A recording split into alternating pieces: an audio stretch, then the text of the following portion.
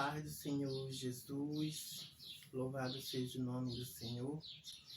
Aqui quem fala é o irmão Irenilson.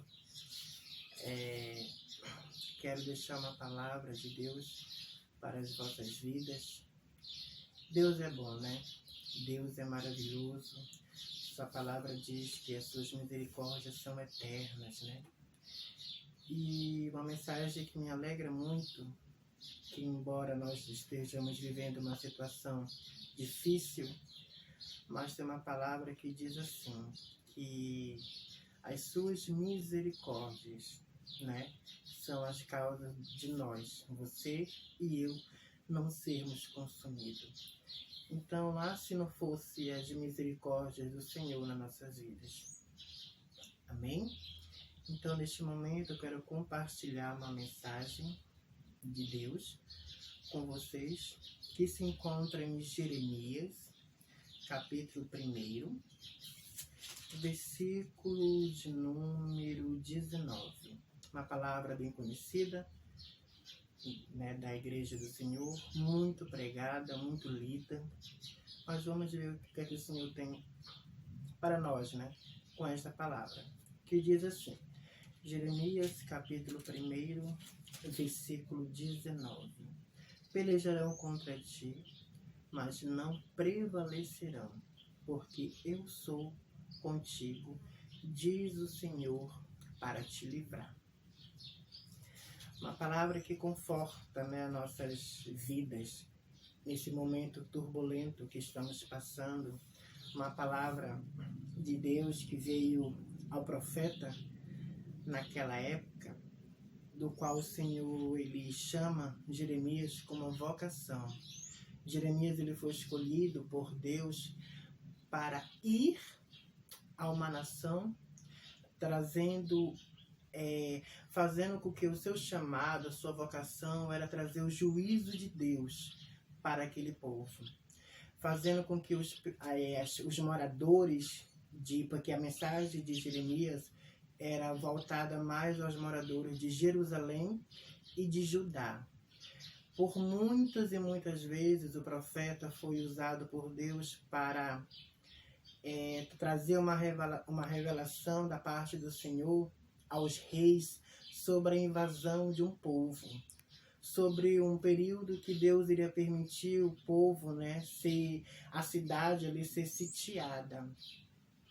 E ali a Bíblia diz que o profeta, por muitas e muitas vezes, ele foi até os reis, ele foi até o povo para advertir sobre o juízo de Deus.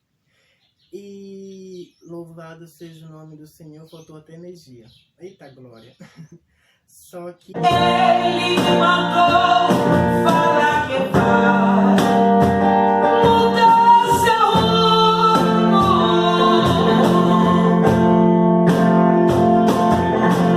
Ele está enviando consolo pra tua alma.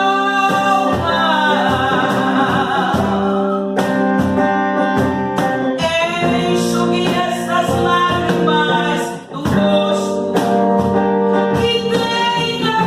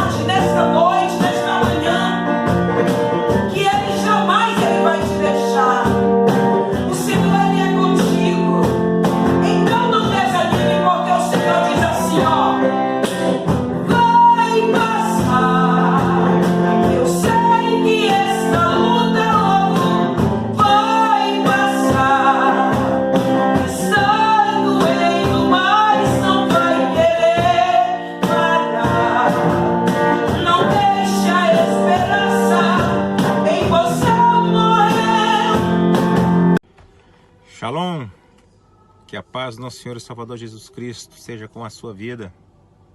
Estamos aqui mais uma vez para glorificar o nome do Senhor através da sua palavra, que não necessita de homens nem de mensageiros, não necessita de recursos. A palavra de Deus por si só se sustenta, se garante, se responde, se resolve. A palavra de Deus é absoluta e nós somos agraciados por Deus, por Ele nos permitir fazer parte deste grande e lindo projeto. Que Deus abençoe você e a sua casa, que Deus continue abençoando este projeto, esta obra que o Senhor colocou no coração da nossa irmã Dorian, e tem sido uma grande bênção. Me sinto honrado e louvo a Deus pelo dia que se chama hoje, porque Deus permitiu que você e que eu vivesse para contar essa história e para fazer parte dela, no dia em que a nossa nação se pôs de joelho para clamar ao Deus que fez os céus e a terra, ao Deus que tudo sabe. Eu quero louvar a Deus por ter me deixado viver para ver este dia e fazer parte dele. Dobramos nossos joelhos, fizemos nosso papel e o Senhor com certeza recebeu como oferta agradável a sua presença, o clamor de uma nação.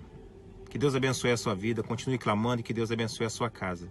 Quero louvar a Deus por essa rica oportunidade, por mais uma vez poder compartilhar desta semente maravilhosa e desta palavra. Que Deus fale com você em poucos minutos que vamos passar aqui. Estamos vivendo uma época histórica, é verdade. Estamos vivendo um momento, não um momento qualquer na nossa geração, mas em um divisor da nossa geração, em um antes e depois. Vivemos para ver tudo isso. Estamos vivendo uma época de reforma, uma época em que um governante, ele exalta o nome poderoso do Senhor. Nosso presidente hoje não é o primeiro, espero que não seja o último.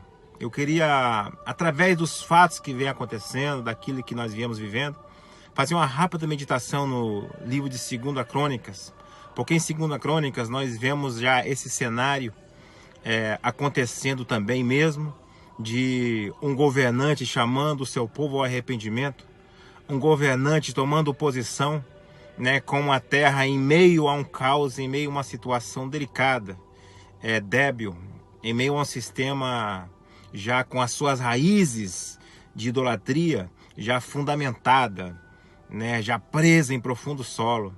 Mas se o meu povo, que se chama pelo meu nome, se humilhar e orar e buscar a minha face, não é maravilhoso quando Deus sempre prepara um recurso, um caminho, prepara um escape.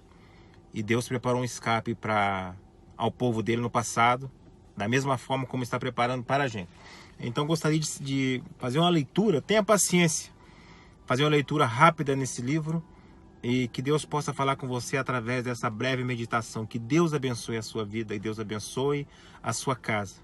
Respire nesse momento, porque a palavra de Deus vai ser lida e através da leitura que Deus venha falar e tocar o seu coração. Aqui eu estou usando Almeida, Revista e Corrigida, livro de 2 Crônicas, capítulo de número 34, fala sobre o 15º rei de Judá, que é o rei Josias. A palavra de Deus relata bem assim no capítulo 34, versículo de número 1. Tinha Josias 8 anos quando começou a reinar, e 31 anos reinou em Jerusalém. E fez o que era reto aos olhos do Senhor e andou nos caminhos de Davi, seu pai, sem se desviar, nos caminhos de Davi, seu pai, sem se desviar deles, nem para a direita e nem para a esquerda. Glória a Deus. Versículo 3. Porque no ano 8º do seu reinado, sendo ainda moço, começou a buscar ao Deus de Davi. Este rei, ele começa a reinar com 8 anos de idade. E aos 16 anos de idade, ele já entende quem é o Deus de Davi, quem é o Deus de Israel. E com 16 anos de idade, ainda muito jovem, ele começou a buscar o Senhor. Então o versículo vai terminando bem assim, ó. Sendo ainda moço, começou a buscar o Deus de Davi, seu pai. E no 12º ano, começou a purificar Judá e a Jerusalém, dos altos e dos bosques e das imagens e escultura de fundição. O rei Josias, com 8 anos, ele começa o seu reinado, porque o seu pai foi assassinado. O seu pai o serviu mal. O seu avô serviu bem. O rei Ezequias, ele serviu bem a Deus no começo. Ele teve uma queda grande e foi levado cativo, mas clamou a Deus. Ele clamou a Deus, ele se humilhou perante Deus e Deus mudou o seu cativeiro e lhe deu o resto de seus anos de vida ainda em liberdade. Olha só o que um clamor, né, ele é capaz de fazer. Deus quer nos livrar das algemas, Deus quer nos livrar da escravidão. Deus está livrando a nossa nação, está livrando o nosso país de um sistema, né, corrompido, idólatra. Deus está livrando a nossa nação da morte. O que está acontecendo no nosso país não é um fato qualquer, não é um dia qualquer. Quando você vê uma nação clamando a Deus, porque com certeza Deus ele derramou o cálice da sua misericórdia mais uma vez. Deus ele nos